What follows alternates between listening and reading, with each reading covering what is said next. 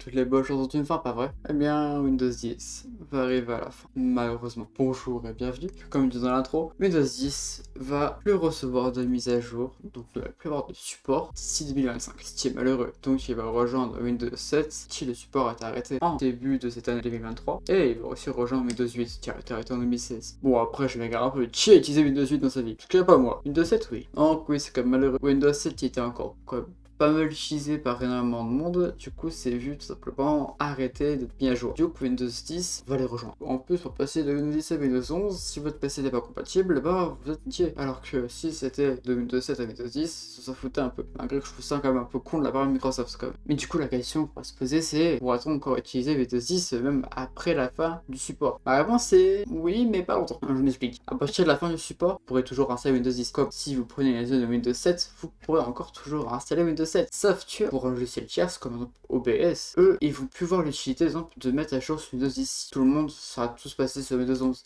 Parce qu'en fait, les PC que vous allez acheter exemple, en magasin ou même faire monter en ligne ou quoi, en fait, ils vont tous avoir Windows 11 en natif. Parce qu'en fait, Windows 10, ça servira juste plus à rien. Parce que tout simplement, plus aucune mise à jour sera faite, donc du coup, des grosses failles de sécurité seront à l'air libre. Donc OBS vont arrêter les mises à jour parce que ça sera devenu une perte de temps et d'argent de continuer à mettre à jour sous Windows. J'ai oversimplifié le truc, mais voilà à peu près. Mais du coup, il y a sûrement une question qui vous vient en tête. Comment faire face à ce problème un temps? Car rester sous Windows 10 ne va juste plus être viable dans le futur d'ici un an ou deux, parce que plus rien ne sera mis à jour. Donc, j'ai plusieurs solutions à vous proposer. L'une de ces solutions, la plus simple je pense, c'est juste de passer à Windows 11. Et pour savoir si votre PC actuel est compatible, rendez-vous dans vos paramètres. Voilà, quand vous ouvrez vos paramètres, vous avez ceci. Vous cliquerez ici sur mise à jour et sécurité et immédiatement prévoir si vous pouvez ou non. Si vous pouvez, tant mieux. Si vous pouvez pas, bah update ou alors changer de PC. Mais je utilise peut-être quelque chose, mais je ne dirai rien. Je vais essayer, prochaine vidéo, on fera ça, j'espère. Donc vous êtes dans la capacité de passer